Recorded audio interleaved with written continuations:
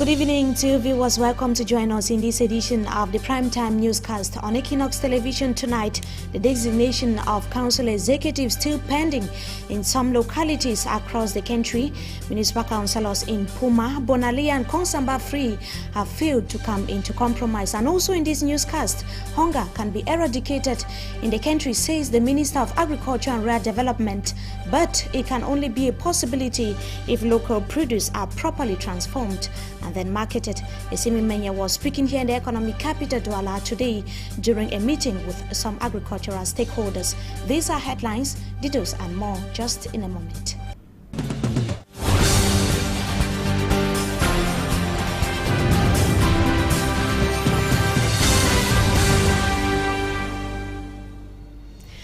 Good evening to you viewers. Welcome once again to join us in this edition of the 6 p.m. newscast on Equinox Television. Let's begin right away here in the economic capital Douala. As we announced in the headlines, the Minister of Agriculture and Rural Development has said that hunger can be easily eradicated in the country if local produce are properly transformed and then commercialized in the country to local consumers. Esimi Menya was speaking in the economic capital Douala today during a conference in agricultural investment and development projects. Hansen Chanji was part of that conference and brought back the following report. We surely shall be coming back to the report of Hansen in the course of this newscast or in our subsequent editions. Meantime, the Konsamba Free Council is yet to designate a mayor to run the affairs of the council. The CPDM party won the council during the September 30 elections, and last Tuesday, the Central Committee the committee delegate proceeded over the election of the executive. At the end of deliberations, Yvonne Eyidi emerged victorious with 31 votes, 13 votes against 12 for the outgoing mayor, and the tides changed on Wednesday, that was this week, as the ongoing mayor advocated for fresh elections to be conducted.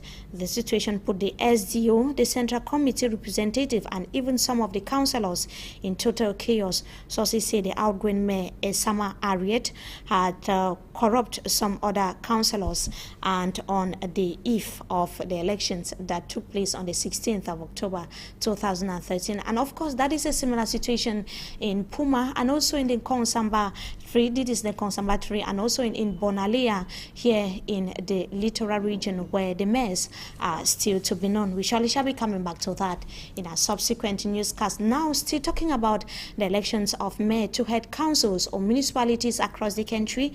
Angry youths in Moyoka were at the verge of disrupting the election of mayors in the area, but were quelled by security forces. And Ken Michael was elected as mayor after he secured the highest number of votes. From that part of the country, Davidson Maimo tells us more in the following report. From instruction of the Senior Divisional Officer for Fako Zangtroa, the Divisional Officer for Moyoka Subdivision is being asked to halt with the process of electing the mayor for Moyoka Council.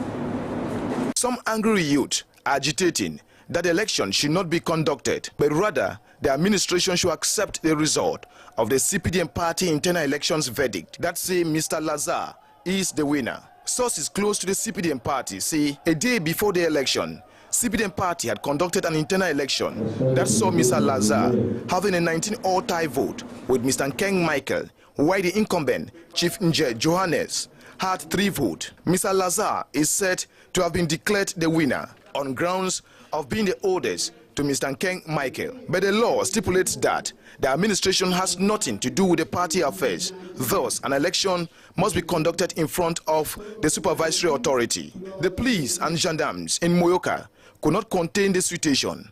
Hence, reinforcement from JME number 5 in Boya deployed in arresting the situation. 10 p.m. the session started under tight security. Only the 41 elected councillors are in the council hall, with some few administrative staffs of the council, plus some top CPDM party militants and the SDO's entourage. Only few persons could be seen standing at the door, reason being that the armed riot police from the JME department and the National Gendarmerie had sent off the population, barricading the entire council building. A serene, calm and quiet atmosphere characterized the process until after the voting, when some councillors burst into jubilation. This time, the results are not that of the party internal elections, but Mr. Nkeng Michael has won with 22 votes, while Mr. Lazar 19 votes, with the incumbent out. Davis Memo, we stay with you still in that part of the country, this time around in the Southwest Regional Headquarters of Buea, where the incumbent Ekema Patrick was maintained as mayor of the said municipality. You tell us in the following report that the elections unfolded, however, but under tight security. Leaving the headquarters of Fako Division, Limbe, to Buea, inside sources say the senior divisional officer for Fako Zangtrua have been informed of tension mounting at the council premises of the Southwest Regional Capital of Buea. Already seated in the hall, the councillors and the population were all asked to move outside the hall and re-entered the hall on roll call. In fact, persons without portfolio or substance were not allowed into the chambers of the Buea Council Hall. 7 p.m. the session has not started, with tension mounting, gendarmes and police officers at the door, preventing people from entering the hall, but at least they were allowed to stand by the windows. Surprisingly to the SDU, only one candidate for the post of the mayor and one list for deputies came up, contrary to the rumor of tension within the councillors. Smoothly, the election went on hitch-free, with the mayor, Ekema Patrick, and his deputies having an overwhelming victory, since it was just one candidate and one list for deputies. Everybody has to be on board, meaning that I will reconcile each and every one of us. If we are not together, don't expect any meaningful or visible development. My first preoccupation is infrastructural development, firstly in the domain of roads. But is there an iota of truth in the rumor of tension mounting in Buea? Chief David was the head of the CPDM list during the September 30th municipal elections. The whole constituency of Buea, which is the largest constituency in Buea, is not represented in the council executive. That, I believe, is an error. The Fako boss immediately instructed the elected mayor to get to work as Buea prepares to welcome the head of state for the reunification celebrations. Davis Memo reporting there from the Southwest region of Cameroon. Time for us to take you to the center region of the country. The new mayor of Ezeka, that is in the Nyong and Kele division, is a businessman of the UPC political party. Libong Lilim Jean Rene was elected twice after the Wednesday elections witnessed contestations. Eto Rosalie Fleur tells us more in the following report. There had been contestations from several persons to place their candidatures, but the prefect's representative recalled the need for order. Finally, 3 persons were retained for the elections: Matip Antoine, Nkot, and Libok Lilim Jean Rene. But Libok Jean Rene emerged as winner, thus the mayor of Ezeka. He had 12 vote counts to his favor. He was closely followed by Matip with 8 votes, then Kot, who scored 5 votes. All this took place at the first round of the polls. At the second round, Libok Lilim Jean Rene won 1 additional vote, totalizing 13 counts. Elections then continued with deputy mayors. Baba Garba came as first assistant, while Ngombi Epus Bilong was the second. The new executive of the Ezeka Council in the Nyong and Kele division will have much to do during their 5-year mandate. Locals say they are expecting the new mayor to change the face of the town. Water, road, and electricity problems need to be things of the past. Head of State Paul Biya has held talks with Pope Francis today at St. Peter's Basilica that is in Rome. The meeting, which held today behind closed doors, saw the head of the Roman Catholic Church, or the Roman Catholic Papacy, and Paul Biya discussing what has been described as vital world issues, and the two are reported to have come into conclusion that only dialogue and dialogue alone can solve the ongoing crisis in Africa. We shall be coming back to that in our subsequent newscast. Now let's come back to the visit of the Minister of Agriculture and Rural Development was in the economic capital Douala today. Assimi Menya said that hunger could be eradicated if local produce are properly transformed and then commercialized. He was speaking today in the economic capital Douala, like I earlier indicated, during a meeting with some agricultural stakeholders, and during the on the ground or on the scene of the ceremony was for Hansen Chanji. When we don't have what to eat, it causes disorder. Those were the words of Assimi Menya, Minister for Agriculture and Rural Development, who said the continuous increase in the prices of agricultural produce leaves persons with low purchasing power to suffer of hunger. Assimi Menya says hunger could be eradicated if producers introduce technologies to transform and increase the quality and quantity of produce. The Agriculture Minister emphasized on the importance of mechanization, but says it doesn't end at obtaining tractors. According to him, mechanization also includes production and transformation of produce. As part of the ministry's plan of action to eradicate hunger, the 2013 edition of Telefood has been previewed for November 27 in Douala, where enterprises, businessmen, and the general public are expected to contribute in supporting the village micro-agricultural projects to improve on-farm produce, food security, and the capacity to support agricultural producers by 2014. The minister also presented an agricultural investment and market development project, which is at the moment fighting for the amelioration and transformation of produce like maize and cassava. Cassava, which is already being transformed into bread. The project will help smallholders to produce more and make more money, and then improve their well-being. The minister's wish is that producers package their produce and commercialize them towards targeted consumers for a complete eradication of hunger in Cameroon. For Hansen Chanji, ending the report, fake banknotes have inundated Cameroonian markets, with the situation further compounded by absence of machines to detect counterfeits. Business persons have devised varied means to differentiate between real and fake banknotes. Pamela Ndukong was keen on that subject and compiled the following report. Time for us to talk about a conference that held yesterday between members of small and medium-sized enterprises here in the economic capital Douala.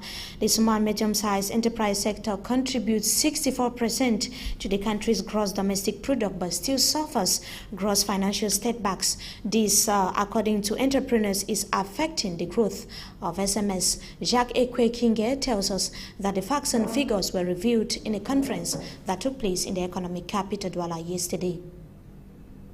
Small and medium-sized enterprises in Cameroon only manage to survive. Meanwhile, they do participate in the economic development of the country. This sector faces a lot of problems, with the non-availability of finance being the most prominent. Protais Ayagman, is president of the Association of Entrepreneurs of Cameroon, says this problem is more serious with the fact that up to now, government has not still created a financial institute to help small and medium-sized enterprises, as promised some time ago. Small and medium-sized enterprises would have been doing better if the bank to help finance them would have seen the day as announced by the power in place. This was therefore one of the issues raised by members of the Association of Entrepreneurs of Cameroon, known by its French acronym as ECAM, during a press conference that took place recently in Douala. The members used this opportunity to announce the holding of the second edition of the International Forum of Small and Medium-Sized Enterprises, which the term Small and Medium-Sized Enterprises Exchange. The objective of the forum is to give opportunity to small and medium-sized enterprises to promulgate their products and to exchange with foreign experts. Opinion which is not usually shared by the foreign experts, who usually consider this as a one-sided advantage venture. The president of ECAM thinks the government needs to encourage such forums to help small and medium-sized enterprises meet up with their foreign counterparts. The Association of Entrepreneurs of Cameroon obviously has greater ambitions, but they are not being accompanied by government action. Sports football, there are indications that Cotonsport of Garoua is likely to win the African Champions League if it beat Egypt during their encounter on the 20th of October 2013. That is going to be this weekend. The team from Garoua would then take on Esperance of Tunis. And Ambe Fokwa in the following report looks at the chances of Cotonsport of Garoua during this weekend's encounter. Before Cameroon's Cotonsport of Garoua can stand a chance at taking the African Champions League Cup, they have to defeat Egypt's Al Ahly. In the two teams' last encounter on Sunday, October 6th in the semi-finals, the match ended on a 1-1 draw, with Mbongo of Cotonsport scoring the first goal after 33 minutes. Mohamed Aboutreka equalized the match for Al Ahly in the second half of the encounter. Al Ahly, also referred to as the Egyptian Red Devils, have 7 victories at the CAF Champions League, holding the title for 2012 last year. Cotonsport of Garoua has only succeeded in being the runner-up for the cup in 2008. After first and second leg final matches in November 2008, with Al Ahly winning 2-0 in the first round and tying 2-2 with Cotonsport of Garoua in the second, the boys of Cameroon returned home defeated.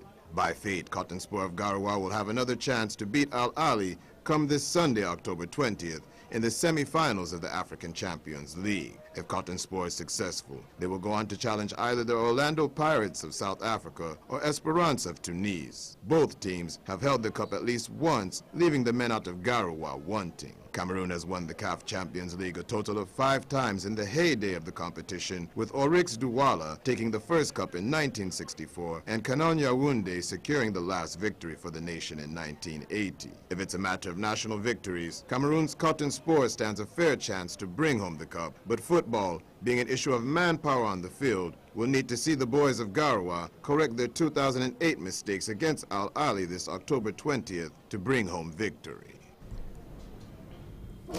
Ambe Fokwa ending that report, which brings us to the end of this segment of the news. But up next is Talking Point.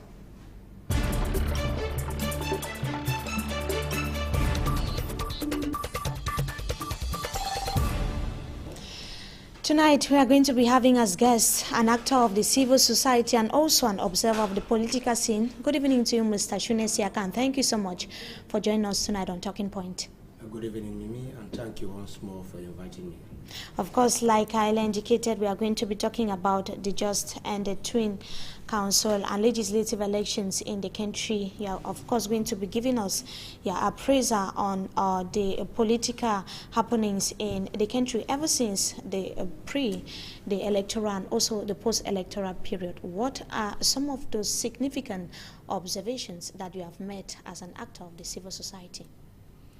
As a matter of fact, we have seen the signs and the sounds from ELECAM. It's the very first elections that ELECAM is coordinating since they came up, and we realized that the elections were, as a matter of fact, transparent as of all the other elections that have ever been held in this country, a little more organized and composed scenario as the elections went through.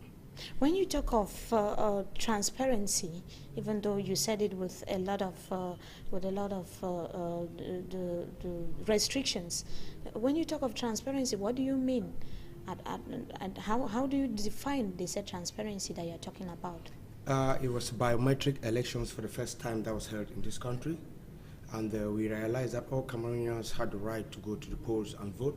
Not all Cameroonians, of course. All those Cameroonians who registered. And not all those who registered and voted. all those who registered, who found their names on the list, voted freely and fairly to the satisfaction of the political actors, despite the fact that there were some hitches, but it's normal because we are still a young democracy that we are struggling to build.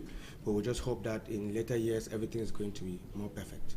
To be more perfect. And what about the putting in place of council executives? How can you appreciate the putting in place of council executives in all the municipalities in the country? The electoral law in this country stipulates that the council executives are going to be voted by the councillors, despite the fact that there are some rumors that some parties are doing investiture, which the law does not stipulate that. But some hitches went over in some areas like Poma. The mayor is yet to be known, Konsamba Free. Because of some problems, but I believe by now they are undergoing elections to have their mayors by this evening. Now having the mayor 3 days after the mayors were supposed to be normally designated, is it not a big problem?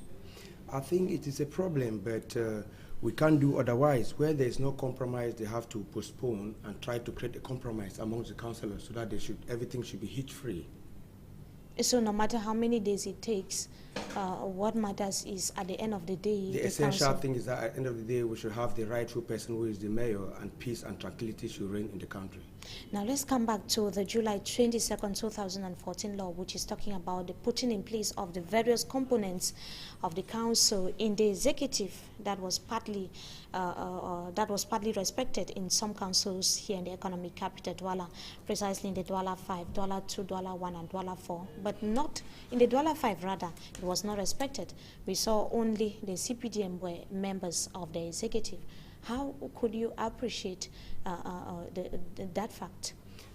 That does not respect the law that is in place, because in a situation whereby the council is shared, I think the other parties, if you have at least 5 members in the municipal council, you have the right to be in the executive bureau. But if they boycotted or for any other reason that I cannot insinuate here, it is now left for the administrators to put things in place.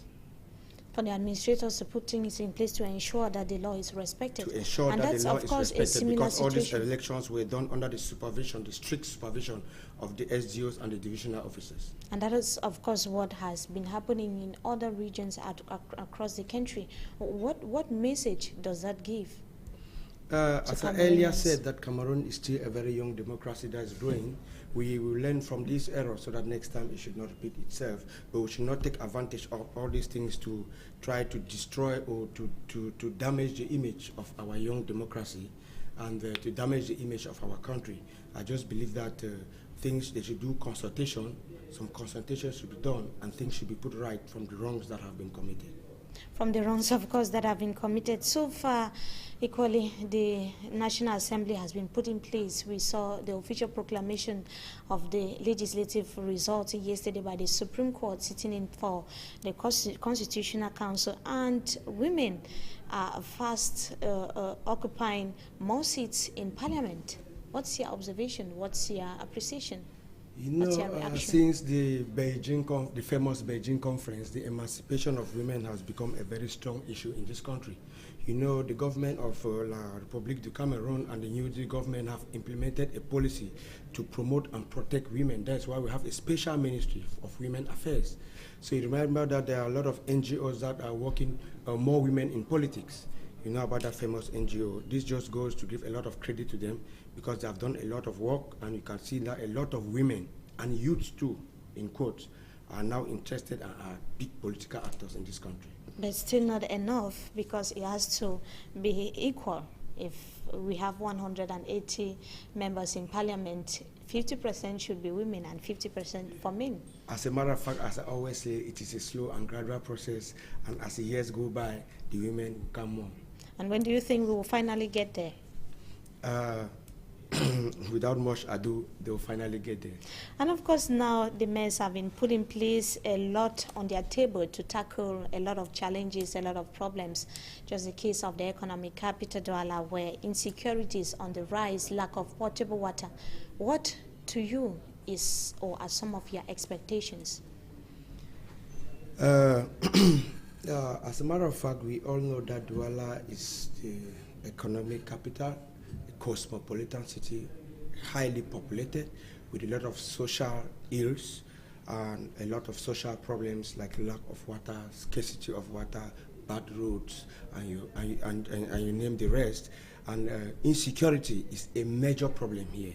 The mayors too have a big role to play with the decentralization that has come. They will have to manage a lot of these things. So I think that the mayors who are coming up now, they have more tasks to do than the other mayors who were working under the system of non-decentralization.